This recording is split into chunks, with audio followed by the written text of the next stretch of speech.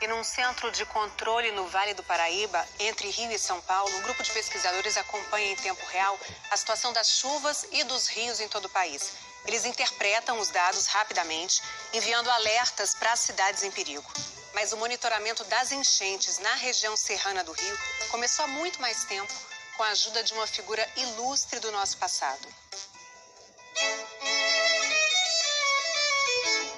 Ontem de noite houve grande enchente. Subiu 3 palmos acima da parte da Rua do Imperador, do lado da Renânia. Um homem caiu no canal, devendo a vida a saber nadar e aos socorros que lhe prestaram.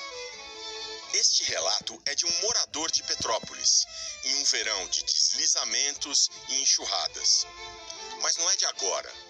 É de janeiro de 1862. E o morador era ilustre. Dom Pedro II, imperador do Brasil. É um testemunho ocular. Ele estava observando. Dom Pedro II era muito sistemático nas menções e nas anotações que ele deixou no seu diário. Meu Deus do céu, gente! 160 anos se passaram desde as anotações de Dom Pedro no diário. As tempestades de verão continuam. Mas será que agora elas estão diferentes? Professor, aconteceram essas chuvas agora em Petrópolis e a gente, obviamente, associa com mudanças climáticas. Mas está vendo que até o Dom Pedro II tem entradas no diário dele falando de chuvas em Petrópolis. Como é que a gente sabe que dessa vez está associado com mudança climática? Esses fenômenos, mesmo fenômenos meteorológicos que sempre aconteceram, eles hoje estão mais intensos. E muitas vezes até mais frequentes também. O professor explica como, normalmente, se formam as chuvaradas naquela região. É uma junção de um sistema meteorológico de baixa pressão em cima do Oceano Atlântico, perto da costa, em que ele empurra um vento, e esse vento chega exatamente de sul. E quando ele sobe a montanha com bastante força, ele sobe, leva o vapor d'água para cima e forma rapidamente nuvens muito intensas que cai uma tempestade imensa.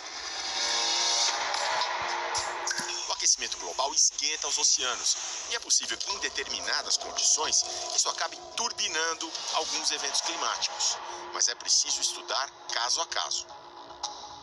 Um oceano 0,8 graus mais quente, ele evapora muito mais água. Então ele torna aquele ar que a baixa pressão empurrou para a montanha, ele carrega muito mais umidade. Então, esse tipo de fenômeno, que o meteorológico sempre aconteceu, é raro acontecer, mas já tinha acontecido, ele vai causar uma chuva mais intensa do que aquela, por exemplo, que o Dom Pedro II viu lá no século XIX. Conversei hoje com um engenheiro do distrito. Pouco se fez do ano passado para cá. Os estragos que fez a enchente levaram 2 meses a reparar, segundo me disse o engenheiro.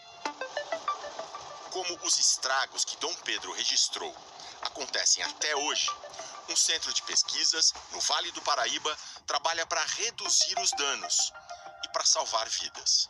Então aqui é a sala onde nós estamos olhando o que está acontecendo em tempo real no Brasil, em termos de quê? Principalmente de chuvas, porque são as chuvas que estão deflagram os eventos extremos que a gente vivencia. O CEMADEM, Centro Nacional de Monitoramento e Alertas de Desastres Naturais, foi criado em 2011, depois que 947 pessoas morreram em uma chuva devastadora justamente na região serrana do Rio. Dá para dizer, então, doutora, que 24 horas por dia, 7 dias por semana, tem pelo menos um ser humano olhando esses dados aqui? Normalmente tem, no mínimo, 4 seres humanos. Às vezes chega a 8 trabalhando de casa. Tem bastantes pessoas olhando.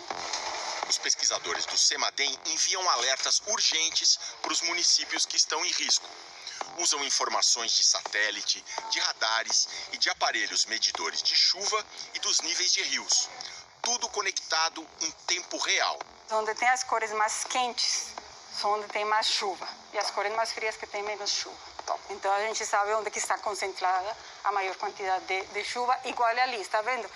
A equipe aqui do CEMADEM, do Centro de Monitoramento, separou para a gente os alertas que foram enviados para Petrópolis. Tudo começou às 17h20 do dia 14, segunda-feira, um alerta de risco hidrológico. Risco hidrológico se refere a enxurradas.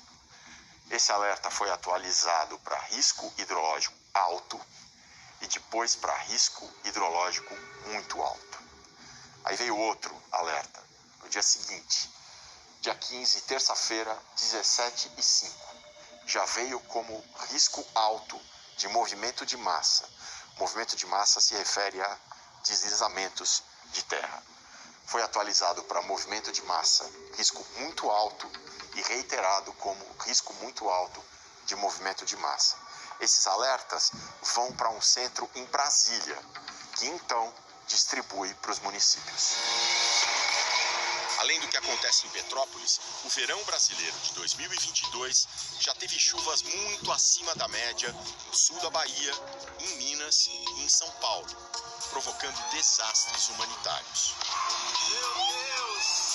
Mas esse especialista do próprio CEMADEM explica que, para saber se um evento específico, como as chuvas de Petrópolis, está ligado às mudanças climáticas, aí é necessária uma análise estatística muito sofisticada. Pelo amor de Deus! Neste momento nós não podemos dizer que está associado. Existe uma técnica, está virando uma ciência que nós chamamos de atribuição.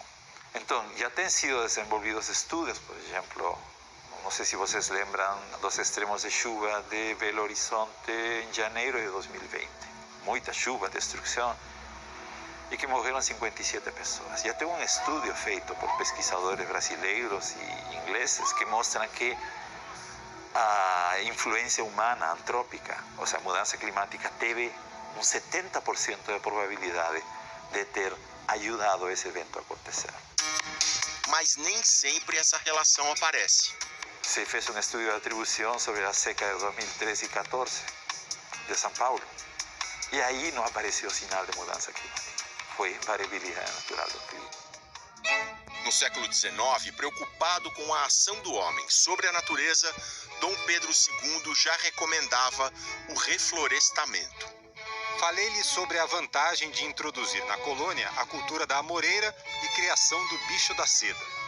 É uma medida, né, que já era conhecida pelos botânicos na época, plantio de árvores que pudessem, né, proporcionar esse tipo de medida preventiva. Né? Dom Pedro II era um grande conhecedor, né, dessas medidas de prevenção a futuras tragédias, futuras situações como a que nós hoje estamos enfrentando. O que dá para fazer, professor? Quais são os pontos mais importantes em que ainda dá para atuar? Reduzir as emissões globais, principalmente da queima de combustíveis fósseis, que representam quase 70% das emissões globais. Em 50%, eu considero esse o maior desafio. Há tecnologias para substituição da energia fóssil? Há tecnologias.